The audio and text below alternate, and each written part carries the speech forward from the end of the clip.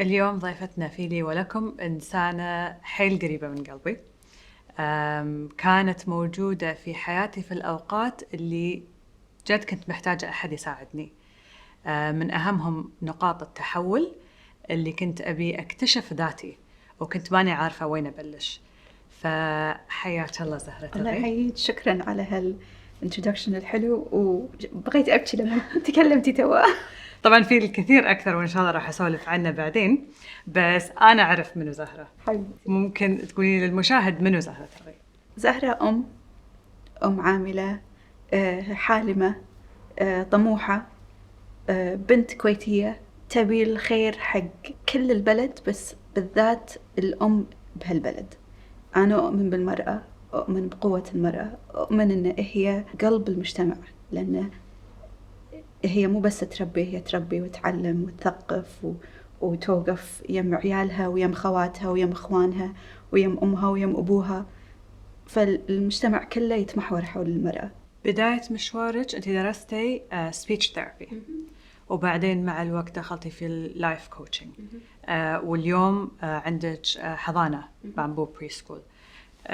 ليش نقاط التحول؟ كلهم مرتبطين ببعض. السبيتش ثيرابي لما درسته ببوسطن، ولين الحين هو يعني عشقي الأول.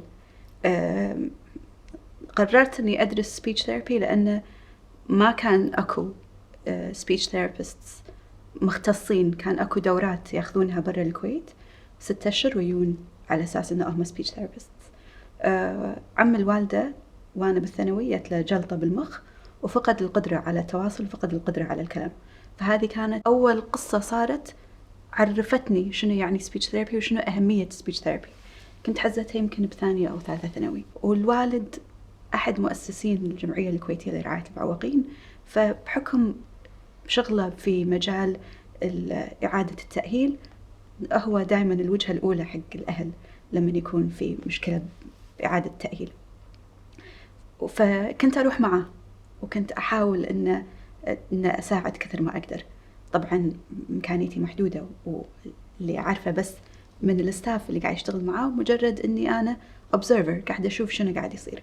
فبديت أبحث، بديت أشوف شنو الأشياء اللي الشخص اللي تيله سكتة دماغية شنو الأشياء اللي يحتاجها ومن البروفيشنالز اللي يحتاجهم حواليه.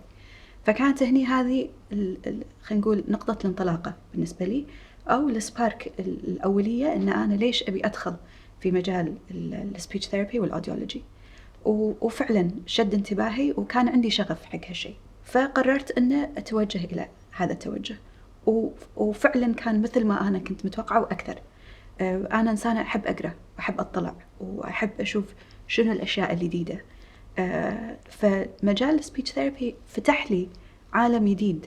والحلو بالمجال هذا أن أنا ما أشتغل بس مع فئة واحدة، أنا أشتغل مع الأطفال من الولادة إلى كبار السن. يعني يمكن أكو وايد ناس لما يتكلمون عن سبيتش ثيرابي على بالهم بس تأتأة وتأخر بالكلام، لا، هو يعني هو مظلة كبيرة حق وايد تخصصات ثانية.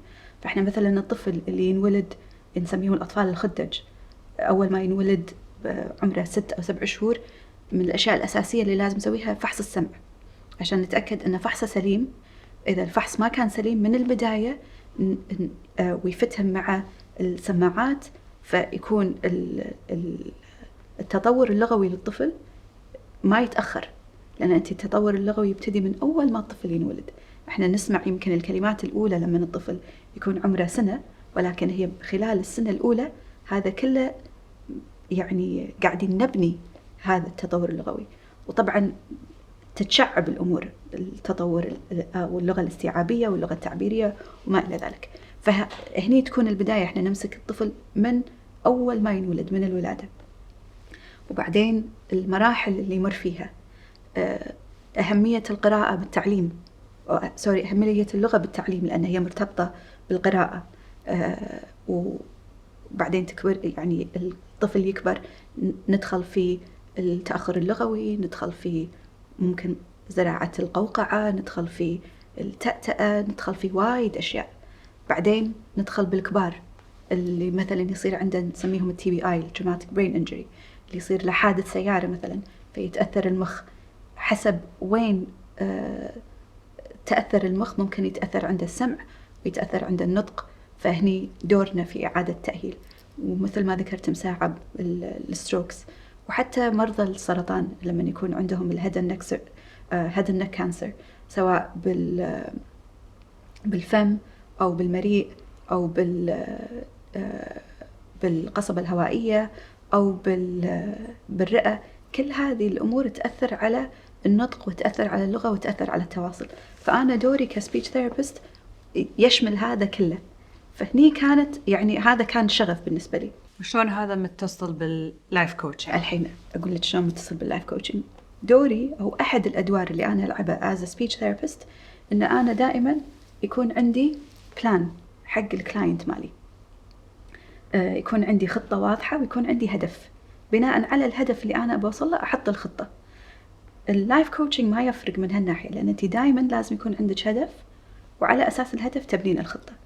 نقطة التحول كان لما انتقلنا إلى اليابان من الكويت. كنت بالكويت أشتغل في مركز الشيخ سالم العلي بمستشفى الصباح، كنت سعيدة جدا في وظيفتي. كنت قاعدة أمارس الشغف اللي أنا أحبه. جاتنا فرصة جديدة إن زوجي يشتغل في أو يخدم الكويت في موقع جديد اللي هو كان في مكتب النفط في طوكيو باليابان. فاضطرينا أن ننتقل كأسرة. كلمة دائما يعني ترن في إذني أو في ذهني: وقتك فيما أفنيته. أنا دائما أؤمن أن الله راح يسألني في يوم من الأيام أنا شلون قضيت وقتي، فأنا الوقت مساءلة عليه. فهذا الوقت اللي أنا بقضيه باليابان أنا راح أقضيه شلون؟ فهني هذه كانت خلينا نقول نقطة التحول الثانية. عيالي دخلوا مدارس.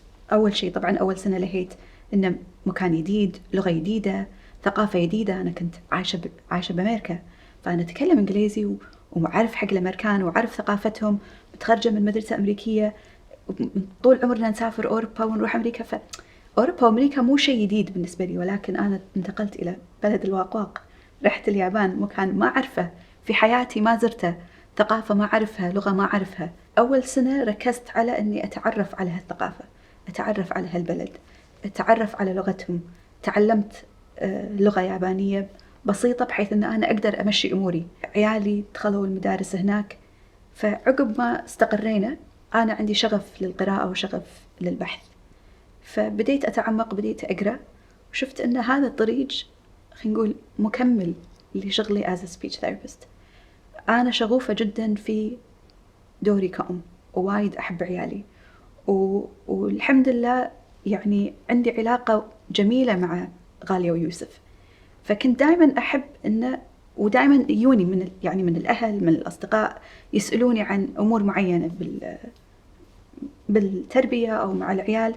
فشفت أن هذا المجال ينربط مع مجالي أنا كسبيتش ثيرابيست. فقررت أن أدرس وأنا باليابان مرة ثانية، بحيث أن أنا أستثمر وقتي ما يضيع. نرد مرة ثانية إلى وقتك فيما أفنيته، فأرد أستثمر وقتي مرة ثانية. عيالي بالمدرسة، حزة العيال بالمدرسة أنا كنت أدرس وأتعلم وأقرأ، إلى أن أخذت شهادتي باللايف كوتشنج والبارنت كوتشنج. وانطلقت. بداية انطلاقتي كانت من اليابان. أسست شركتي وأنا باليابان، وكنت أخذ كلاينتس وأنا باليابان. والحلو بالكوتشنج إنه فتح لي عالم وآفاق جديدة. اشتغلت أونلاين، فيمكن وايد ناس اشتغلوا أونلاين الحين مع جائحة كورونا. أنا اشتغلت أونلاين من 2012، فكنت أخذ كلاينتس عن طريق سكايب حزتها. الكلاينتس ملوتي كانوا باليابان، بأمريكا، بهونغ كونغ، بسنغافورة، بالكويت، بكندا، بالإمارات. فكان عندي كلاينتس بأماكن مختلفة بالعالم. فتعلمت حتى شلون أضبط وقتي بين أسرتي وبين حتى اختلاف الوقت، لأن اليابان 6 ساعات سابقة الكويت، واختلاف الوقت بينها وبين مثلا سنغافورة أو كندا أو whatever. فحسب وين الكلاينت مالي أنا أوقت شغلي عليه.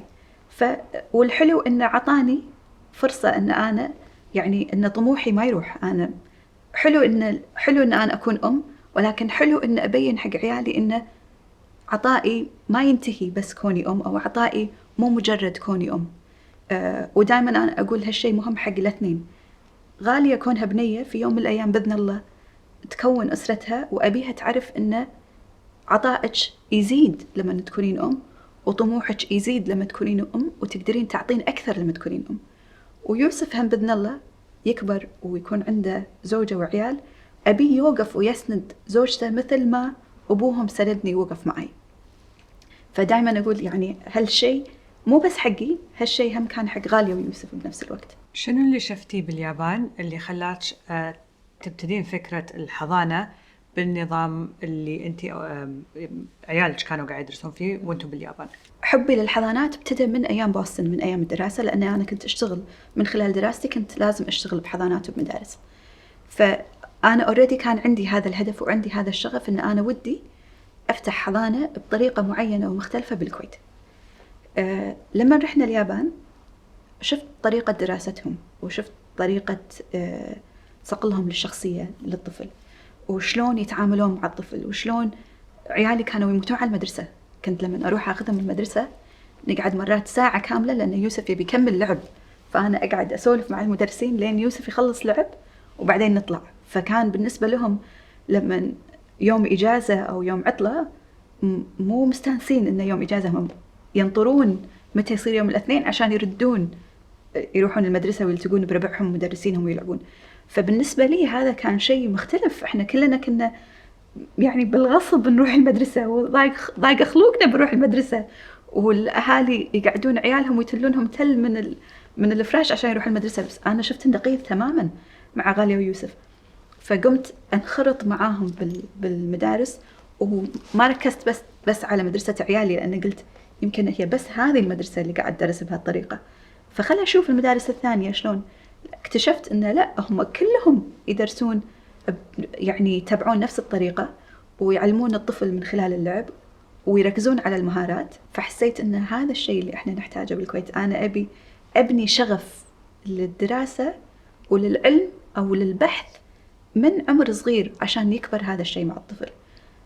الشق الثاني، كوني أنا speech therapist، أنا أعرف أهمية هذه المهارات بالنسبة للدراسة لما الطفل يبتدي. وإحنا دائما نسميهم the golden years، اللي من عمر 1 إلى 5 سنوات، هذه golden years حق اليهال، وهذه تحدد شخصية الطفل. فأنا ليش ما أستثمر بالطفل من هالعمر من خلال الحضانة، عشان لما يدخل مدرسة يدخل وهو مؤهل ويقدر، وأنا حطيته على الطريق الصح. أنا دائما أقول التاريخ يعلمنا وايد أمور. تاريخ الدولتين أنا دائما يشدون انتباهي، وهم هذيل المنهجين اللي أنا ركزت عليهم في حضانتي في بامبو. اليابان وألمانيا دولتين دمروا بالحرب العالمية الثانية، وكان تفكيرهم مختلف تماما قبل الحرب العالمية الثانية وبعد الحرب العالمية الثانية. وهم الدولتين اللي بنوا اقتصاد قوي جدا بفضل، وركزوا على شنو؟ ركزوا على التعليم. هالدولتين ركزوا على التعليم وركزوا على تغيير ثقافتهم إلى الأحسن من خلال التعليم. فالتعليم هو كان خلينا نقول المحرك الأول لتغيير العادات في هالثقافتين من بعد الحرب العالمية الثانية. ومن هالمهارات هم مهارات حياتية. قبل ما تصيرين ماي لايف كوتش كنتي صديقة، وبعدين يوم كنتي باليابان صار بيننا علاقة اللي هي اللايف كوتش معي. أتذكر كنا نسوي الزوم كولز، السكايب كولز actually وكانت من أساس الأشياء اللي كنت خلينا نقول قاعدة أحاول أني أتحرر منها هي المسميات اللي عطيتها نفسي، لأن المجتمع عطاني إياها، وهذا اللي إحنا شفناه وإحنا نكبر، وما كان عندي المهارات إني أقول لا هذه مو أنا، طيبة مو هالإنسانة. وكان عندي مخاوف إن الحين إذا أنا جيت بغير من هذه الأمور، من الليبلز خلينا نقول اللي إحنا نحطها على نفسنا، شنو راح يصير رياكشن الناس؟ إيش راح يقولون عني؟ فجيت لك عشان أبيك تساعديني إني أتخطى هالموضوع، وشلون بالبداية قبل الناس أتقبل نفسي من غير هذه المسميات. هل هذا شيء تشوفينه وايد مع النساء اللي تحاكينهم؟ 100%. دائما مرات إحنا نحط نفسنا في إطار، أو المجتمع يحطنا في إطار، وإحنا على بالنا هذا الإطار اللي إحنا لازم نكبر فيه. أنا أحاول أساعد النساء حوالي إنه يتحررون من هذا الإطار اللي هم انوضعوا فيه، وإن تستوعب إن هذا الإطار أنا أحط حق نفسي الإطار، ممكن أنا ما أحط إطار أصلاً، لأن أنا ما في إطار يسعني أو يسع طموحي أو يسع أحلامي. جزء من شغلي وجزء من شغفي إني أحرر المرأة من هذا الإطار اللي هي انوضعت فيه أو انحطت فيه، سواء من أسرة أو من مجتمع أو من عمل أو whatever it is، أو من المحيط اللي شافت نفسها فيه. فإيه هذا أكيد جزء من مسيرتي اليومية اللي أسويها مع الأمهات أو مع النساء. شنو يمكن خلينا نقول أكثر شيء متكرر من هذه المسميات المرأة تحطها على نفسها؟ هو مو مسمى، ولكن هو تفكير خاطئ. أنا دائما أقول عن الصنع. إحنا حاطين في بالنا شيء عن الصنع ونبي نطبقه، وقاعدين نظلم أنفسنا ونظلم أسرنا ونظلم حتى مجتمعنا فيه. إحنا الصنع مال يداتنا شيء ينن وشيء وايد حلو، ولكن كان مناسب لهم ذيك الحزة بالثلاثينات ولا بالأربعينات ولا بالخمسينات. أنا ما أقدر أطبق ذاك الصنع على اليوم في 2020. أنا بطبق نفس الصنع. فهذا الإطار، هذا أول إطار أغلب الأمهات يحطون نفسهم فيه. المسؤوليات الاجتماعية، مسؤوليات اجتماعية، ممكن تكون حتى طريقة تربية معينة، ممكن تكون طريقة إدارة معينة لبيتها، ممكن تكون صورة معينة لكونها زوجة تبي تحققها، ولكن هي مو الصورة اللي هي تبيها حق نفسها، ولكن هي الصورة النمطية اللي هي على بالها لازم تكون في هذه الصورة. فهذه واحدة من الأشياء اللي من أول الأمور اللي أنا أتكلم فيها مع النساء، أو مع سواء أم أو زوجة أو حتى مرأة عاملة أو مرأة أصلا. لازم نغير هذه الصور النمطية اللي إحنا قاعدين نحطها حق أنفسنا، واللي هي ما تخدمنا ولا تخدم طموحاتنا ولا تخدم شخصياتنا ولا تخدم تطورنا إحنا كنساء. فأنا إذا كنت أبي أطور من نفسي، أنا لازم أتحرر من هذه الصورة النمطية وأستوعب الصنع شيء حلو إذا أنا عرفت أصقله وأحوله إلى شيء يخدمني، مو شيء يستعبدني. فأنا بذيك الحزة أعرف إنه والله المسؤوليات الاجتماعية أنا إذا ما أنا أقدر أسوي الصنع، ولكن مو معناته أنا لازم ألبي كل دعوة توصل لي أو كل استقبال أندعي له أو كل عرس لازم أروح له. فأنا هني أبتدي أحط شنو الصنع اللي يخدمني أنا ويخدم أسرتي. نقطة ثانية هم تكلمنا فيها وكانت مرحلة مهمة في حياتي، اللي هي الفترة اللي قررت أني أترك الأمومة 100% وأرجع أخوض في مجال العمل. وإذا تذكرين كان حوارنا أن كان في الموم جيلت عندي شيء مو طبيعي خيالي أن كنت لازم أكون دائما مع أولادي، بس بنفس الوقت أنا كنت حاسة أني قاعدة أظلم نفسي، لأن كان عندي طموح صح. بالعمل، بس ما كنت كنت خايفة أني أترك البيت وأرد، مع أن عيالي كبروا وصاروا بالمدرسة، بس تفكيري كان شلون يرجعوا من المدرسة أنا مو بالبيت، ما يلقوني موجودة بالبيت. وجانب كبير منها كان أن أنا عندي الناس خذت عني صورة أني كلها مع عيالي. الحين شلون بيقولون لا هذه هدت عيالها الحين. فالبريشر على الأم اللي تبي تكون هم عاملة شلون يأثر علينا؟ الأم تنوضع تحت ضغوطات من كل مكان. كل أم تبي تكون الأم المثالية والزوجة المثالية والموظفة المثالية، في كل شيء هي تبي تكون مثالية. أنا هذا أول شيء أقوله حق كل العملاء عندي، كلمة مثالي شيلها من القاموس، احذفها. ماكو شيء مثالي، ماكو شيء بيرفكت. وهذه يمكن أكثر كلمة ما تخدمنا إحنا، سواء نساء أو رجال أو whatever it is. حتى حق الأطفال لما مثلا نقول له perfect ممتاز وايد حلو، ماكو شيء perfect. ليش قاعد أقول له perfect؟ ليش قاعدة أوهمه إنه أكو شيء perfect؟ وليش perfect هو هدف؟ هو لا يكون هدف، لأن إحنا جمالنا في نقصاننا. ترى جمالنا بالأمور الغير كاملة، ولا واحد فينا كامل. وكثر ما تقبلنا هالفكرة كثر ما قدرنا نبدع أكثر. فأنا أشيل فكرة كامل وأشيل فكرة مثالي، لكن أنا أسوي الأنسب حقي. فأنا ممكن اليوم أم مثالية، ولكن أنا يمكن اليوم مو زوجة مثالية. ممكن أنا اليوم بنت مثالية، ولكن أنا يمكن مو موظفة مثالية. شنو يعني مثالية؟ أنا أقدر أعطي في كل مكان كثر ما أقدر، أو كثر ما أملك طاقة. أنا أحدد شنو روتيني، أنا أحدد شنو طاقتي، أنا أحدد كل شيء إيش كثر راح أعطيه وقته. هني نرد حق أهدافي ونرد حق خطتي. فلازم يكون عندي هدف، لازم يكون عندي قيم واضحة، قيم حقي، قيم حق عيالي، قيم حق أسرتي، قيم حق علاقاتي، وبناء على هذه الأمور أحط خطتي أنا بالحياة. وخطتي طبعا لازم تكون شيء سلس، شيء متغير.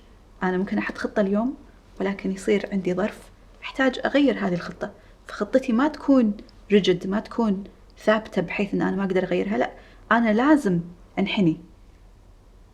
بعض الأحيان راح تجي ظروف تضطرني أن أنا أغير الخطة، ولكن صدق أنا غيرت الخطة، يمكن أنا راح أنط مثلا من هني إلى هني إلى هني عشان أوصل، ولكن بالنهاية راح أوصل حق الهدف اللي أبيه في ظل المعطيات اللي عندي وفي ظل القيم اللي أنا حطيتها حق نفسي. زهرة، مثل ما قلتي اليوم الضغوطات علينا كنساء وايد. أبي أتحكى كأهداف. لما تقولين لازم أحدد شنو أهدافي، في وضعي أنا، يعني أنا ما أتحكى عن الكل، امرأة عاملة، أم، أخت، بنت، زوجة، كل هالأمور. شلون أبتدي أحدد أهدافي؟ أهداف طيبة راح تكون غير عن أهداف أي امرأة ثانية، غير عن أهدافي، غير عن أهداف أختك، غير عن أهداف أمك. دائما أهدافنا هي خاصة فينا إحنا. فأنتي تحددين أهدافك لما تحددين شنو قيمك وشنو وجهتك. فأنا شنو أنتي كطيبة شنو تبي من الحياة، شنو قيمك بالحياة، شنو الأشياء اللي تعني لك بالحياة، شنو الأشياء اللي تخليك اللي تقولين إيه هذا أنا عندي شغف حق هالموضوع، أو أنا ودي أتعلم أكثر عن هذا الموضوع، أو أنا حابة أعرف أكثر عن هذا الموضوع. هذه الأمور اللي تبتدي شوي شوي تبين حق طيبة شنو أهدافها. فأبتدي أحط على ورقة وقلم أهدافي وأحددهم. أهدافي كأم، أهدافي كامرأة، أهدافي كامرأة عاملة، أهدافي كزوجة. أنا أبتدي أحط حق كل خانة شنو أهدافي، وعلى ضوء هذه الأهداف اللي أنا حطيتها أبتدي أحط خطتي. أكيد أكو بعض الأهداف اللي راح تدش، ممكن هو نفس الهدف يكون بخانتين مثلا، ممكن أكو أهداف تتضارب يمكن مع بعض. فهني أنا أقرر شنو الهدف اللي أنا أبيه، شنو الهدف اللي أنا ممكن أتغاضى عنه، شنو الهدف اللي ودي أحققه بس هو مو فعلا not in line مع قيمي، مو شيء مهتمة فيه أو ما يتوافق مع القيم اللي أنا حطتها. فهني أنا إذا ما أعرف قيمي أنا كشخص، أنا ما راح أعرف أحدد أهدافي.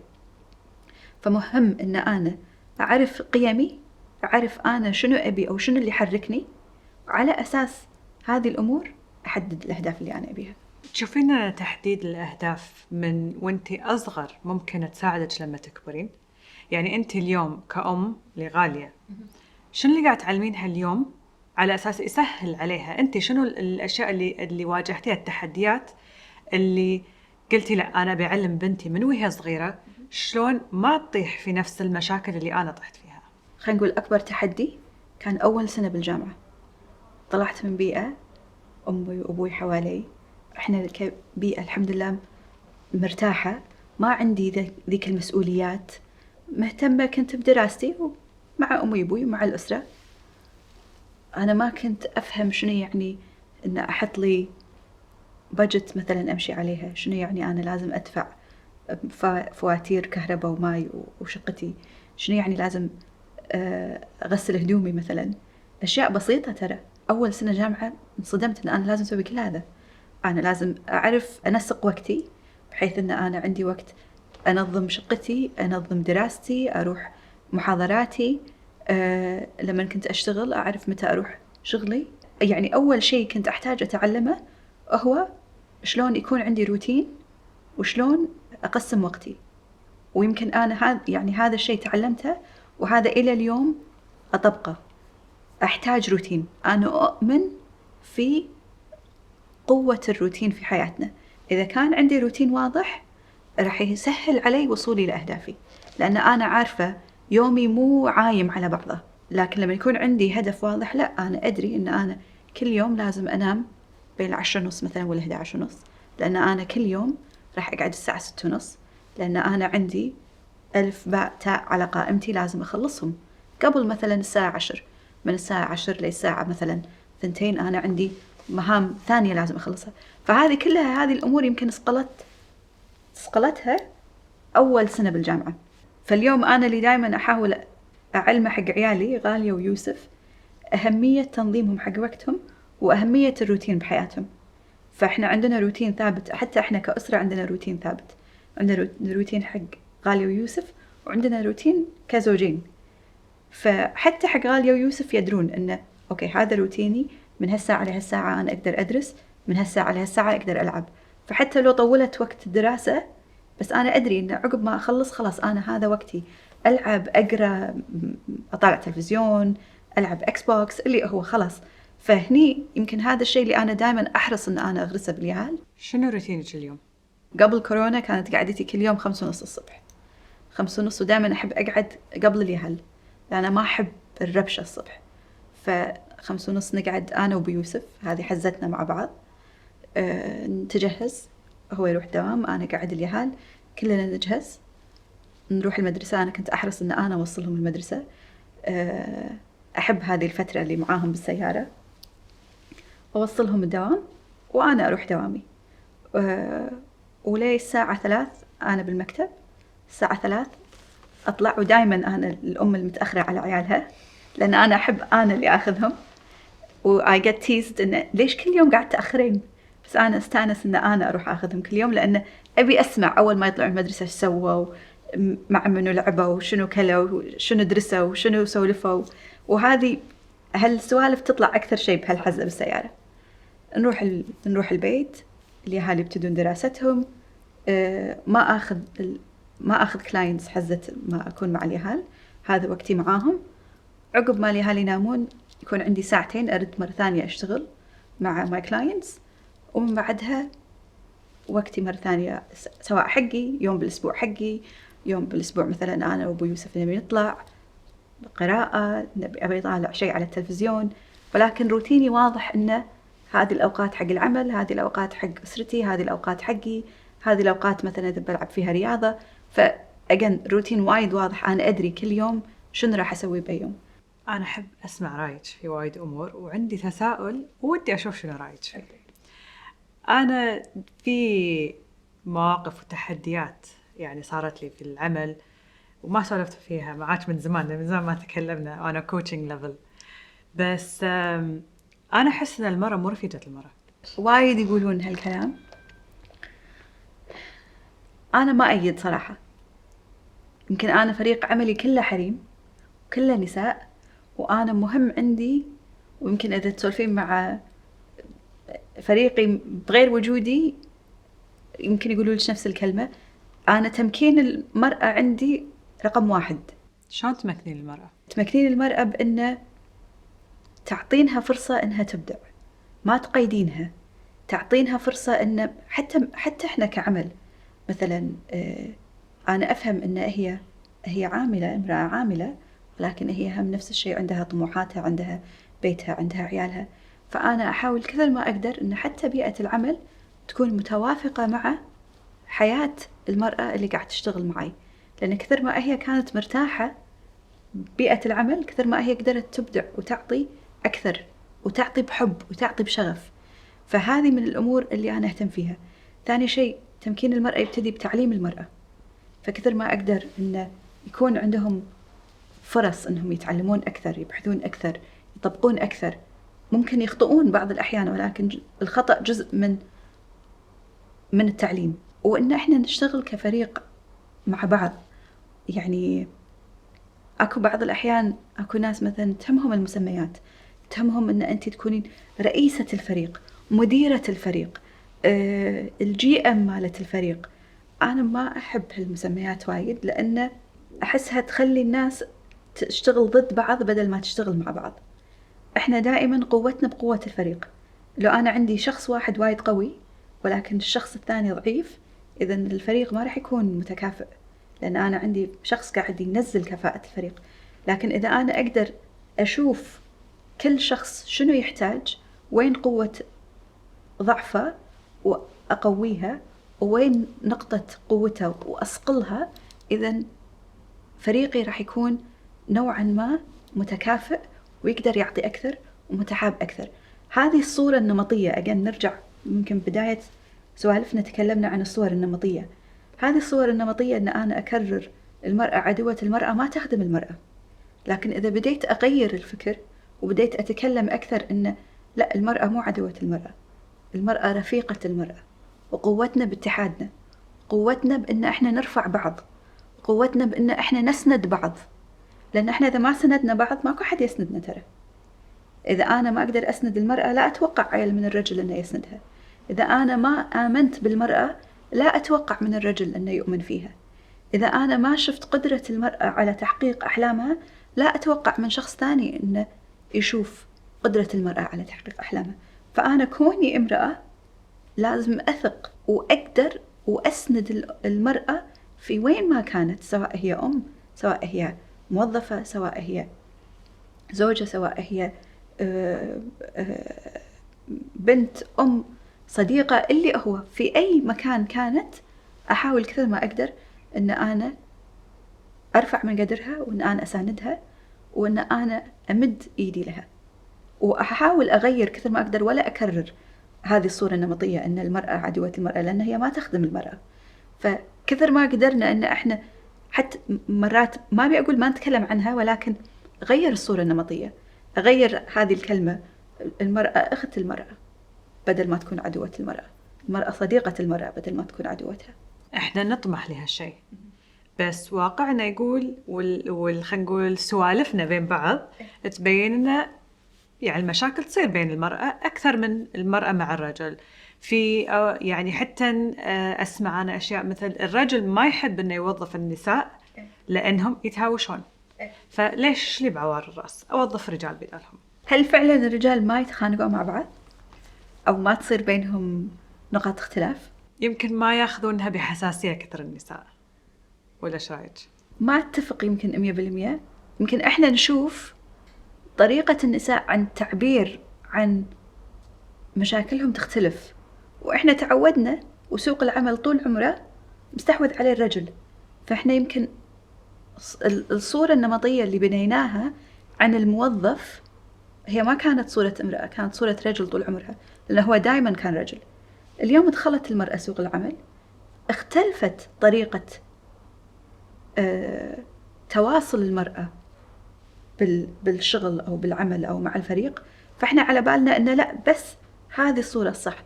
لا، هي هذه غير، هي مو غلط ولكنها مختلفة. المرأة تعبر عن نفسها بطريقة غير، وتعطي بطريقة غير، وتنجز بطريقة غير.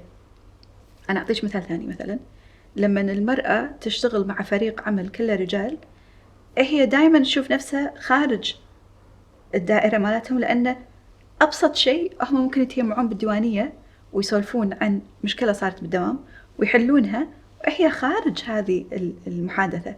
هي ما عندها فرصة أنها تدخل معاهم في هذه المحادثة، مجرد أن كونها مرأة. فهي مو لأن هي ما تقدر أو لأن هي ما عندها القدرة على اتخاذ القرار، هي ما كانت جزء من اتخاذ القرار. لما نشوف الوضع أو نشوف السيناريو بطريقة مختلفة، أدخل نساء أكثر بالفريق، انتفت سالفة الديوانية. ما رح يصير أكو 7 أشخاص يروحون ديوانية يتكلمون عن القصة اللي صارت معاهم بالدوام اليوم، وهذه المرأة تكون بروحها وممكن فعلا تحس أن هي انظلمت أو أن هي مو جزء من اتخاذ القرار. لما يكون أكو نساء أكثر يضطرون أنهم يتكلمون يمكن بالموضوع بمكان مختلف، يمكن خارج بيئة العمل، ولكن ما راح يكون بالديوانية اللي هي ممنوعة عليها أن هي تدخلها.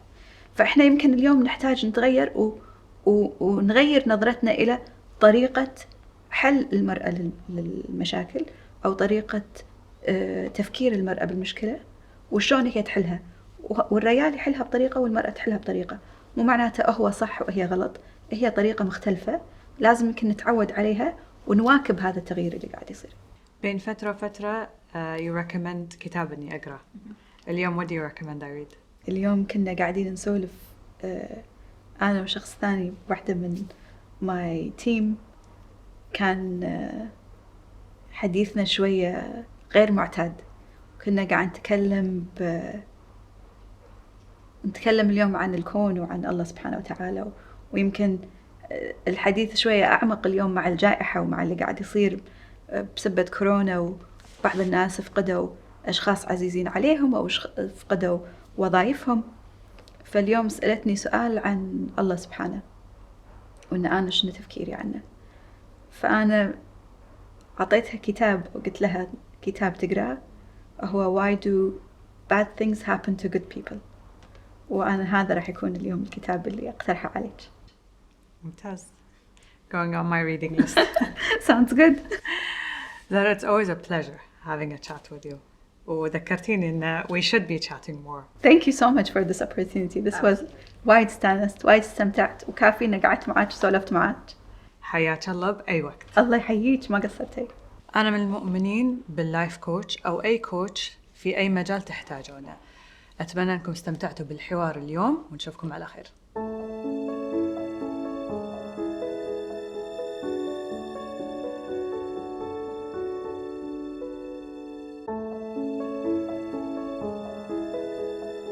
بلشنا الشو أنا أمازون كارت كل يوم add to cart. الحين بديني بوكس.